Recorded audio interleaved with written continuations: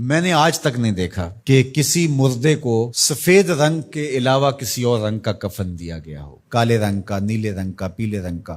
حالانکہ شریعت میں جائز ہے، کوئی سیاہ رنگ کا کفن دے دے جائز ہے، نیلے رنگ کا کفن دے دے جائز ہے، لیکن حضور کا ایک فرمان کہ اپنی مسجدوں کو زینت سفید رنگ سے دو اور اپنے مردوں کا کفن سفید رنگ سے دو۔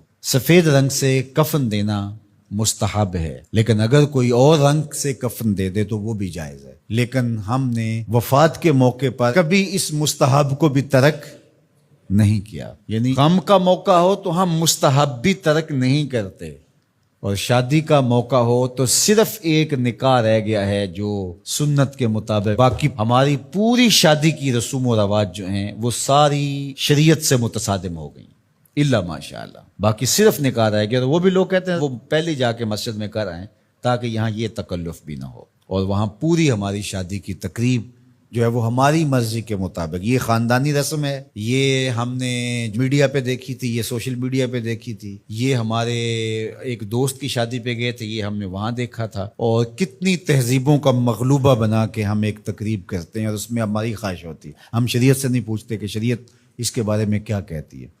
تو کیا اسلام غموں کا مذہب ہے، دکھوں کا مذہب ہے؟ خوشی کے موقع پر آپ اسلام کو نہیں بلائیں گے؟ آپ مجھے غم کے موقع پہ آواز دیں، فوتگی کے موقع پہ آواز دیں، میں چلا آؤں، اور جب شادی ہو تو آپ مجھے کارڈ ہی نہ بھیجیں، تو میں کہوں گا کہ میرا آپ سے صرف یہی تعلق ہے۔ غم کا موقع ہو تو آپ شریعت کے مستحب کا بھی خیال رکھیں، اور شادی کا موقع ہو تو آپ شریعت کی پرواہ نہ کریں۔ تو یہ تو پھر آپ کی مرضی کا دین ہوا نا، جہاں چاہا اس کو پسند کر لیا، جہاں چاہا دین کو چھٹی دے دی۔ کاروبار میں، اپنے طرز زندگی میں، اپنی سیاست میں، اپنی پارلیمنٹ میں، اپنی کچہریوں میں، اپنی عدالت میں، اپنے میڈیا ہاؤسز میں کہیں دین نہیں ہے۔ دین کہاں رہ گیا؟ اللہ اکبر۔ اقبال نے جو شکوہ میں کہا کہ اگر مسجد میں صف آرا ہوتا ہے تو غریب، دین غریبوں کے پاس رہ گیا۔ دولت بڑھتی جاتی ہے تو دین بھی مرضی کا ہوتا جاتا ہے۔ مولوی صاحب کو پابند کرنے چاہتے ہیں لوگ کہ آپ اس طرح کا دین دے جس طرح ہم چاہتے ہیں، تو یہ تو اپنی خواہش اور آرزو اور تمنا کا نتیجہ ہوا۔ تو اللہ فرماتا ہے پھر یہ کیا ہوگا اگر تم ایسا کرو گے تو آخرت رہی، وہاں تو اشد عذاب تمہیں ہوگا ہی، دنیا میں بھی تمہارے لیے خزی رسوائی ہے۔ اور آج ہمارا مسئلہ کیا ہے؟ آج ہم نہ دنیا دار ہیں نہ دین دار ہیں۔ کافر تو سیدھے سیدھے کافر ہیں اور اپنا ان کا نظام ہے اور اس نظام کے مطابق چل رہے ہیں، اور ہم کیا ہیں؟ ہم رادے بٹیر رادے تیتر، کبھی ہم کہتے ہیں ہم مسلمان ہیں اور کبھی کہتے ہیں نہیں ہم جدید تہذیب کے نمونے ہیں، اور ہم اس صورت کے اندر اپنے آپ کو دکھانا پیش کر رہے ہوتے ہیں۔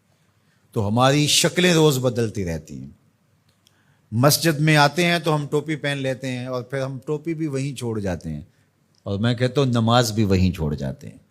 جب دکان پہ بیٹھے ہوتے ہیں تو اس وقت ہم نمازی نہیں ہوتے، بلکہ ہم حج اور احرام بھی وہیں چھوڑ آتے ہیں، اور ہم یہاں اور طرح کے مسلمان ہوتے ہیں، حج پہ اور طرح کے مسلمان ہوتے ہیں، اعتکاف میں اور طرح کے مسلمان ہوتے ہیں، اور ہم باہر اور طرح کے مسلمان۔ حالانکہ یہ ساری تربیت ہے ہماری عملی زندگی میں اس کا اثر پیدا ہو۔ جب سجدہ کریں تو سجدے کا نور لے کے گھر پلٹیں، جب رکوع کریں تو رکوع کا جمال ہمارے ساتھ سفر کرے، جب حج کریں تو حج کا نور ہمارے ساتھ اتر کے آئے اور ہم اس کو معاشرے میں بانٹیں، اعتکاف کا جمال ہماری طبع کے اندر راسخ ہو جائے اور ہمارے اندر جو ہے وہ نور بکھیر دے۔